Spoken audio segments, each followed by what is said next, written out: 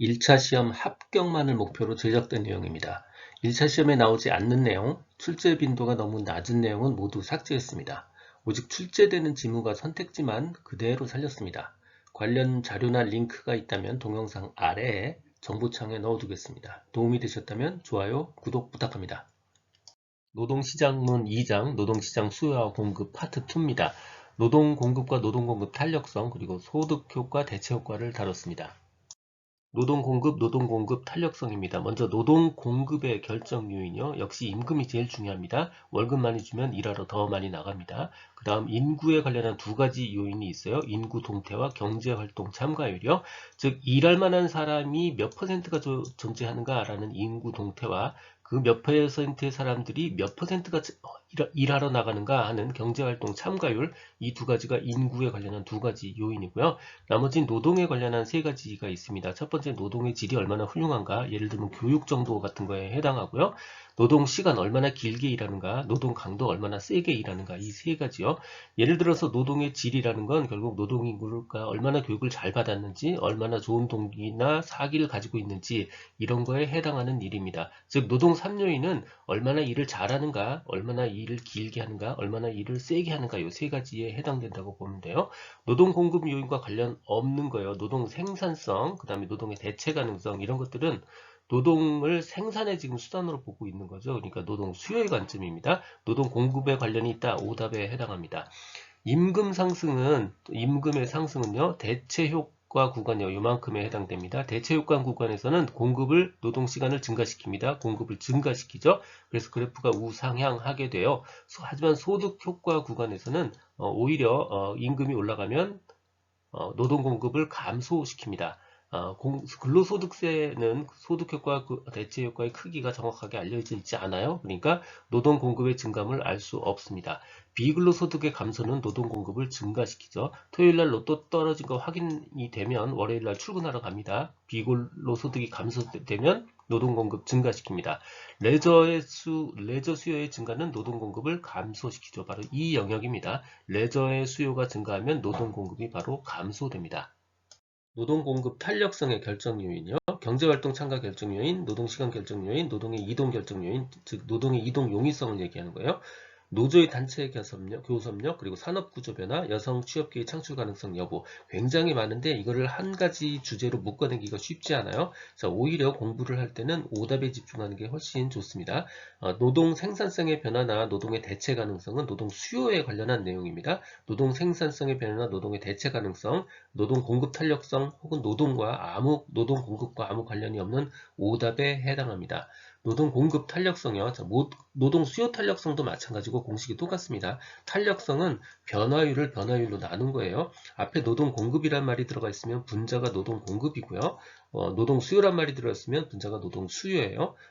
분모는 임금입니다. 그래서 노동 공급의 변화율을 임금의 변화율로 나눈 겁니다. 노동 공급의 변화율을 임금의 변화율로 나눈 겁니다. 임금이 10% 상승할 때 노동 공급이 5% 상승했다. 즉 5%를 10%로 나눠주니까 0.5, 노동 공급의 임금 탄력성은 0.5를 얻을 수 있습니다. 수직축이 임금이고요. 수평축이 노동 공급이에요. 그래서 임금이 그래프가 이렇게 누워있으면 누워있을수록요. 그래프가 누워있을수록 임금이 조금만 올라도요. 노동 공급은 많이 늘어납니다. 더 누워있으면 더 많이 늘어나죠. 임금이 조금 올라도. 완전히 누워있으면, 즉 완전히 수평선이면 탄력성은 무한대가 되고요. 노동 공급은 임금에 대해서 완전 탄력적이다 라고 이야기할 수 있어요. 노동 공급 곡선이 수직선 위로 세워지면 세워질수록 임금이 올라도 노동 공급의 변화는 작아요. 수직선이면 완전히 수직선이면 탄력성이 제로인 겁니다. 노동 공급은 임금에 대해서 완전 비탄력적이 됩니다. 하나도 안 움직인다는 뜻이에요. 노동 공급이. 노동 공급 탄력성이 0이면 임금이 100% 상승해도요. 노동 공급은 변하지 않습니다. 자, 시간당 임금이 상승한다고 반드시 개별 노동 공급이 증가하는 건 아닙니다. 소득 효과라고 불러요. 예를 들어서 선진국에서는 임금이 더 올라도 놀러 가는 수가 있습니다. 이미 충분히 벌었으니까 이제 돈을 더 버는 것보다는 내가 여가를 즐기는 게 더 낫겠다라고 해서 임금이 상승해도요, 개별 공급이 늘지 않고 오히려 줄어드는 경우도 있습니다. 이걸 소득 효과라고 불러요. 노동공급 탄력성이 무한대인 경우 노동공급 곡선의 특성이요. Y축은 전부 다 임금이고요. X축은 노동공급이에요. 노동 수요도 사실 마찬가지 그래프입니다. 노동공급 탄력성이 무한대라는 것은 그래프가 누워있으면 누워있을수록 더 임금이 조금만 변해도 노동공급이 많이 변한다는 뜻이죠. 훨씬 더 점점 탄력성이 높아져 간다는 뜻이고요. 완전히 누워있으면, 즉 수평이면 노동공급 탄력성이 무한대에 해당됩니다. 수요 그래프도 사실 마찬가지예요. 정답은 1번에 해당합니다. 소득효과, 대체효과 중 먼저 소득효과입니다. 자, 기억하기 쉽게요. 소득이 많이 생겨서 이제 배가 불러진 상태다 이렇게 생각하시면 돼요. 소득효과, 소득이 많이 생겨서 배가 불렀다 이렇게 생각하시면 됩니다. 후방 굴절형 노동 공급 곡선의 특징을 가지고 있습니다. 처음에 임금이 상승함에 따라서 노동 공급이 점점 늘어요. 하지만 어느 순간이 되면 바로 굴절이 되고요. 앞으로 전진하지 못하고 뒤쪽으로 후방으로 굴절이 되죠. 바로 이런 특성 때문에 후방 굴절형이라고 부릅니다. 임금이 어느 정도 수준 이상 오르면 그 이후에 임금이 오를수록 오히려 노동 공급이 감소되는 현상을 말합니다. 경제 성장과 더불어서 근무 시간 외 근무 수당이 증가함에도 불구하고, 즉 임금이 더 올랐음에도 오르고 있음에도 불구하고 근로자들이 휴일 근무나 잔업 처리를 기피하는 현상, 즉 노동 시간을 줄이는 현상이 점점 늘어나고 있는 것을 말하는 거고요. 근로시간 연장 혹은 일정량 이상의 노동을 기피하는 풍조가 점차 확산되는 경향이 있습니다.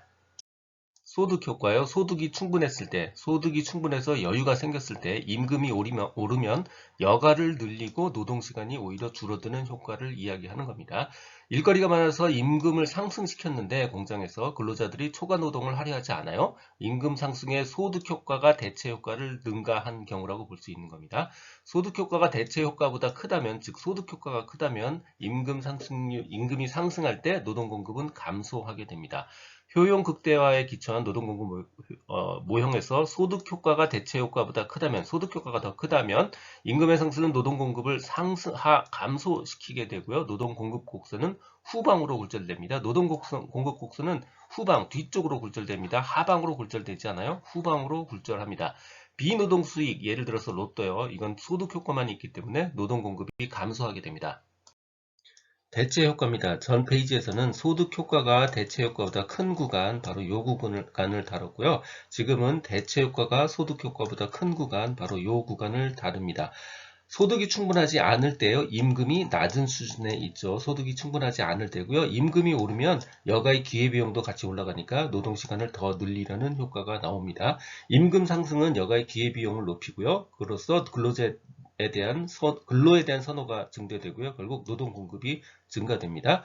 개인의 노동 공급은 임금 상승의 대체 효과가 소득 효과보다 큰 구간입니다. 자, 월급이 오르면 결국 일을 더 한다. 월급이 오르면 노동 공급을 증가시킨다라는 말은 되게 쉽죠. 어렵지 않습니다. 근데 이 사이에 꼭 들어가는 말이 뭐냐면 여가의 기회비용이 올라간다라는 뜻입니다. 자, 여가의 기회비용이란 결국은 여가 시간을 기회 삼아서 일을 했을 때 얻는 소득을 의미하는 거예요. 여가 시간을 기회 삼아서 일을 했을 때 얻는 소득은 결국 월급이 오르면 요 소득은 무조건 같이 올라요. 하지만 요 소득은 결국 여가의 입장에서는 비용이죠. 그래서 여가의 월급이 오르면 여가의 기회비용이 같이 오릅니다. 자, 어려우면 그냥 같이 외우셔도 돼요. 자, 소득이 임금이 오르면요. 여가의 기회비용 오르고요. 마찬가지로 노동 공급이 증가하는 구간이 있습니다. 이 구간이 바로 대체 효과 구간입니다. 여가가 정상제, 여가가 열등제의 관점에서 출제될 때가 있습니다. 정상제란 소득이 늘면 같이 늘어난다는 뜻이에요. 여가가 정상제라면 소득이 늘면 여가의 수요가 같이 늘어나요. 같은 방향으로 갑니다. 결국 여가가 늘어났다는 이야기는 일을 덜 한다는 이야기죠. 그래서 결국 노동 공급량은 감소합니다. 여가가 열등제라면 소득이 늘 때 반대 방향으로 여가가 줄어들어요. 여가가 줄어들었다는 얘기는 일을 더 한다는 얘기죠. 그래서 결국 노동 공급량은 증가, 우상향하게 됩니다. 열등제란 소득이 늘 때 수요가 감소하는 거예요. 그러니까 여가가 열등제라면 소득이 늘어도 노동 공급은 계속 증가합니다. 덜 노니까 노동 공급은 증가해요. 여가가 열등제일 때는 임금 수준과는 무관합니다. 임금이 증가하면 노동 공급 곡선은 계속 우상향으로 증가합니다.